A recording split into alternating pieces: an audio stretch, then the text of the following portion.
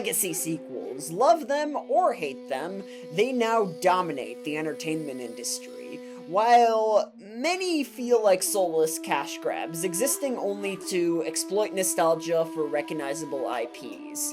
Few manage to justify their existence. More often than not, they rehash familiar plot lines rather than expanding upon their foundations. Cobra Kai, however, is a rare exception.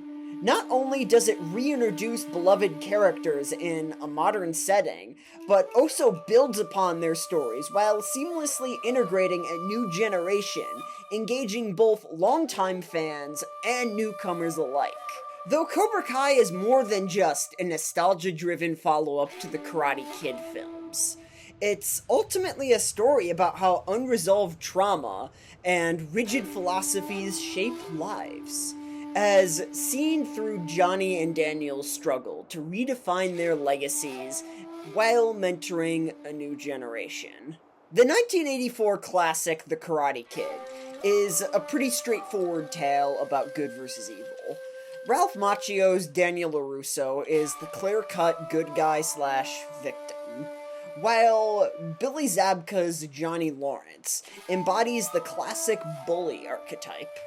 While some, like Barney Stinson, may argue otherwise, Johnny's actions in the original Karate Kid are pretty hard to justify, though Cobra Kai flips the script, offering a more nuanced perspective that makes Johnny's journey compelling and even sympathetic. By deconstructing the black and white narrative of the original, the series breathes new life into this franchise, transforming what was once a simple underdog tale into a layered exploration of perspective, redemption, and legacy. The episodic television format enhances this by allowing for deeper character development, ensuring that multiple viewpoints are given the space to fully be explored. Johnny Lawrence's journey in Cobra Kai is a study about how trauma and rigid philosophies shape a person's life. Raised under the ruthless, no-mercy doctrine of Cobra Kai, Johnny internalized a worldview that equated aggression with strength. After Johnny's defeat to Daniel in 1984, he spiraled into a path of self-destruction, unable to move beyond his past. His stagnation and self-loathing strained his relationships, particularly with his son Robbie. Just like Daniel's bond with Mr. Miyagi, Johnny's relationship with Miguel gives him a new sense of purpose, proving that even the most damaged individuals have something valuable to offer to the next generation. Everyone in Johnny's life wrote him off as a loser, but his newfound relationship with Miguel offers him a chance to redefine his legacy. As his students embrace Cobra Kai's aggressive philosophy, Johnny begins to see the dangers of this philosophy firsthand, forcing him to question the very teachings that once defined him. What makes Cobra Kai so great is in its ability to reintroduce legacy characters years later and present them in a way that feels both believable and true to their original forms. Take Daniel LaRusso, for example. On the surface, he has found success and happiness. He is a wealthy businessman with a happy family. However, this image is ultimately surface level. As the show unfolds, it becomes clear that while Daniel has outwardly succeeded, he still carries many of the same emotional scars from his past. Beneath the surface of his so-called success, Daniel is still very much the scared, hot-headed kid from the original Karate Kid films. His impulsiveness and tendency to view situations through a black and white lens remain deeply ingrained in him, revealing that his journey towards growth is far from complete. Legacy is a central theme in Cobra Kai. Both Johnny and Daniel grapple with their respective philosophies and what it means to pass them on. Johnny's struggle lies in his evolving understanding of the Cobra Kai philosophy, which he once embraced wholeheartedly, as he begins to witness the harmful consequences of that philosophy, where aggression is equivalent with strength. He begins to question whether it's time for his philosophy to die. At the end of Season 1, when Johnny's protege Miguel wins the All Valley, it initially seems like a victory for the both of them. However, this win ultimately becomes an empty achievement for Johnny. He realizes that Miguel, who once embodied Johnny's potential for redemption, has started to mirror the angry, aggressive version of himself that led him down a path of self-destruction.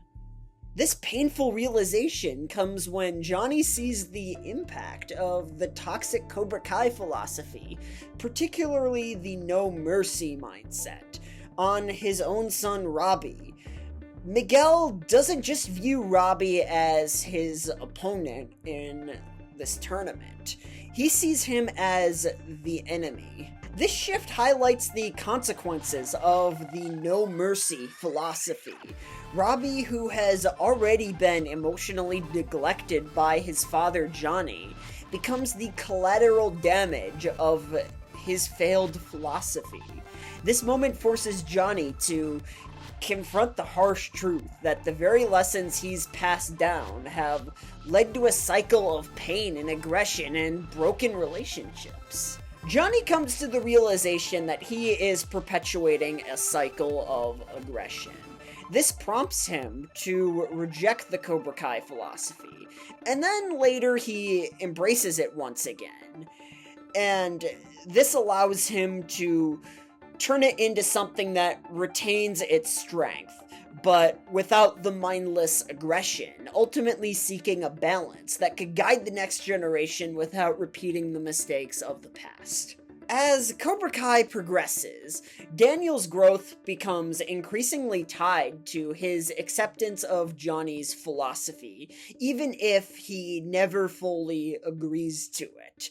Daniel views Johnny's approach to karate and life ultimately as dangerous, believing that Cobra Kai's aggressive mindset is toxic and a counter to the values that he holds dear.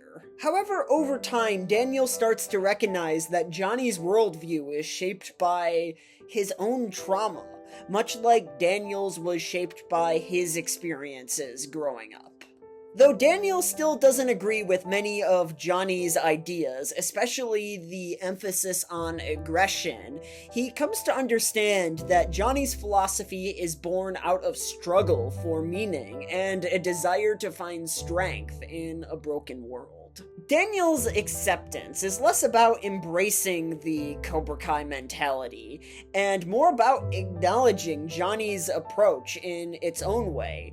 Comes from a place of pain and survival. He learns to see Johnny not as a villain from his past, but as a flawed man who, like him, is trying to make sense of his legacy and pass on these lessons to the next generation. Both Daniel and Johnny realize over time that they aren't as different as they once believed. While their perspectives on life and karate are radically opposed, at their core, both of them are equally stubborn in their inability to see things from the other's point of view. Both men are deeply scarred by their pasts, carrying unresolved trauma into their adulthoods, and it's their shared experience of pain and misunderstanding that ultimately binds them.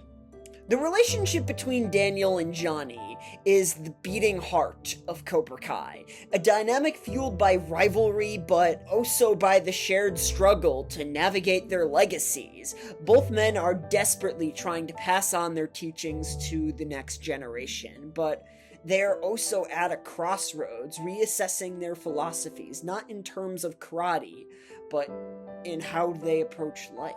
Through their struggles, both these men come to realize that their philosophies, however different, are rooted in similar fears and aspirations. And perhaps that understanding of each other is what finally sets both these men free from their pain.